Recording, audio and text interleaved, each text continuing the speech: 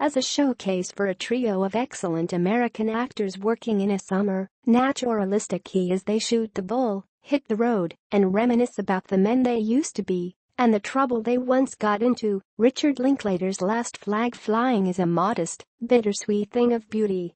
I don't know how the director arrived at the threesome of Steve Carell, Bryan Cranston, and Laurence Fishburne. Their names might have been picked out of a hat for all I know, but they have terrific chemistry.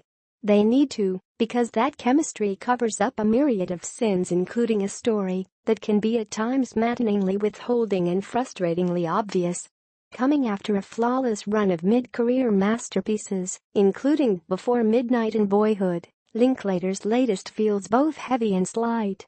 Written by Darryl Ponicsan as a sort of spiritual follow-up to his 1973 new Hollywood classic The Last Detail, which starred Jack Nicholson, Randy Quaid, and Otis Young, Last Flag Flying is essentially a road trip drama about three men at forks in their respective roads.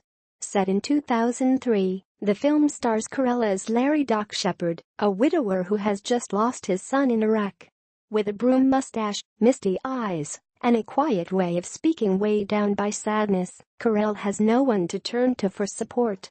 So he seeks out the two old war buddies from Vietnam, Bryan Cranston's Nealon, a barfly who conveniently owns his own dive bar, and Laurence Fishburne's Richard Mueller, a reformed sinner turned pastor.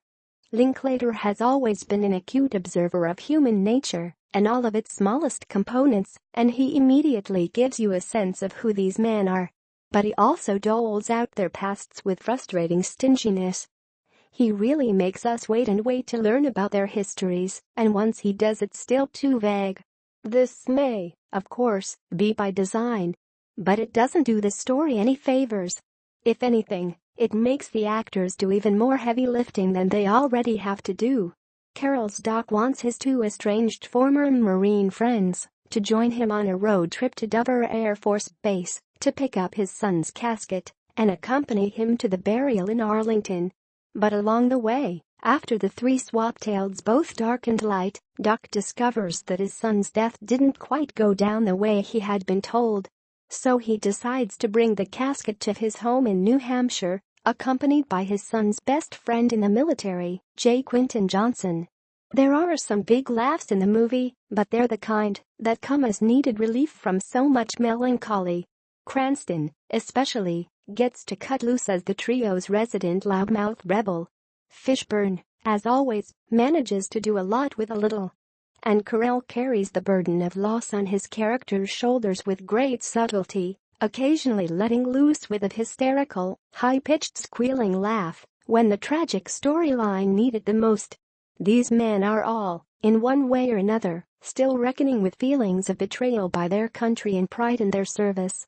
Last Flag Flying gives you a lot to think about, but what you're really left with isn't so much its message, but the poignant, heartfelt company of its three messengers. B.